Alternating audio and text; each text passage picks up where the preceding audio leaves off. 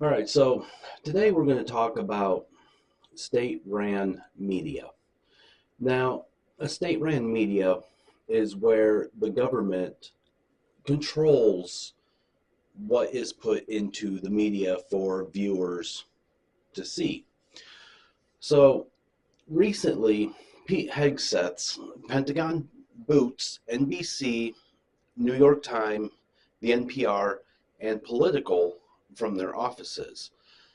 A department memo states those legacy news brands will rotate out of the building to instead give their spaces to the New York Post, Breitbart, and OANN.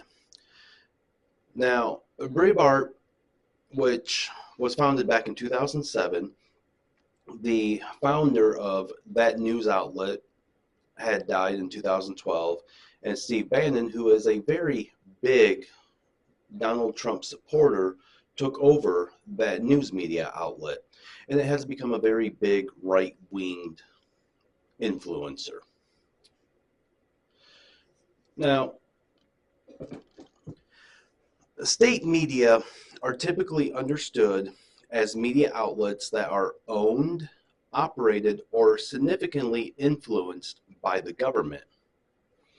They are distinguished from public service media, which are designed to serve the public's interest, operate independently of the government, and are financed through a combination of public funding, licensing fees, and sometimes advertising. The crucial difference lies in the level of independence from government influence and the commitment to serve a broad public interest rather than an interest in a specific political party or government agenda. Now, if we look at what has been going on since 2000,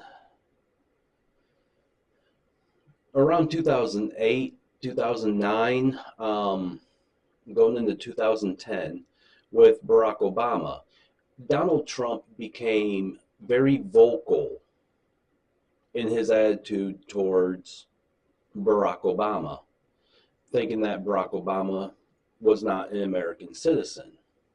Called for the birth certificate to be released, um, investigations to where he was born, um, so many different other outlooks that Donald Trump was taking to attack the character of former President Barack Obama. Now, the media started to play very heavily into this, which that is when the right-wing media really started to take effect. Now, state media serves as a tool for public diplomacy and narrative shaping. These media outlets can broadcast via television, radio, print, and increasingly on social media to convey government viewpoint to domestic and international audiences. The approach to using state media can vary, focusing on positive narratives, adjusting narratives retroactively, or spreading misinformation through sophisticated social media campaigns.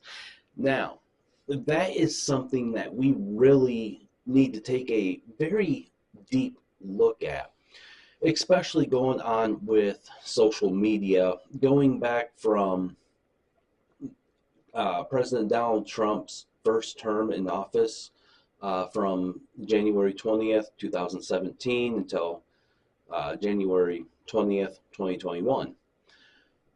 There was a lot of censorship as far as misinformation goes on social media with TikTok, Facebook, Instagram, Threads, Twitter, well, now called X.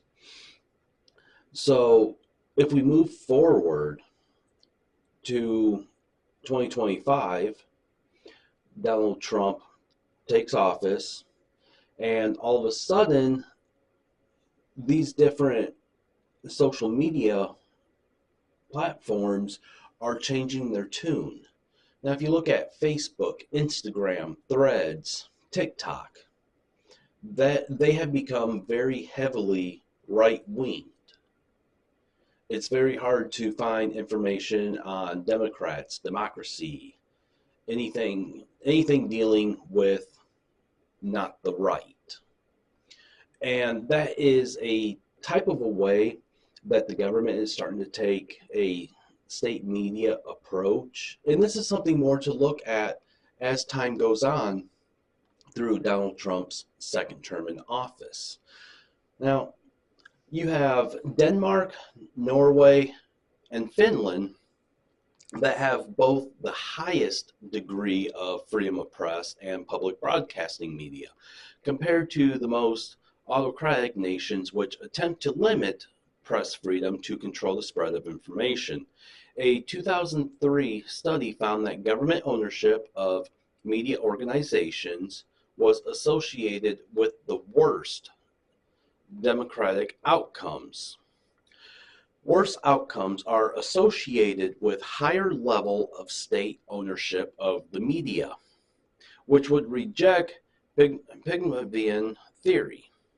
The news media are more independent and fewer journalists are arrested, detained, or harassed in countries with less state control.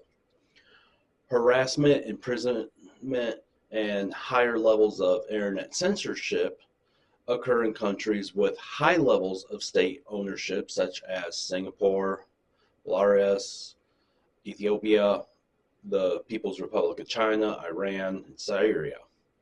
Countries with total state monopoly in the media, like North Korea and Laos, experience a Castro effect, which state control is powerful enough that no journalist harassment is required in order to restrict press freedom.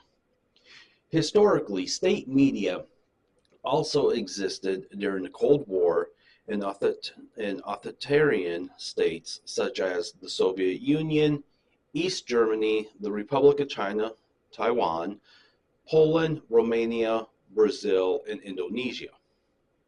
It is common for countries with strict control of newspapers to have fewer firms listed per capita on their market and less developed banking systems.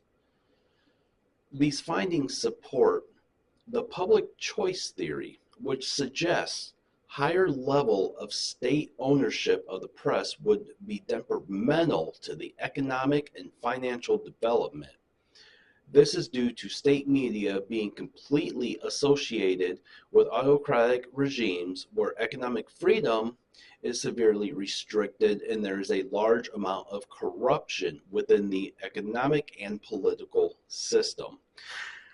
Now, this is where we need to take some time and look at a lot of things that Donald Trump has spoke about during when he was campaigning. He said that he was going to go after these media outlets that spoke against him.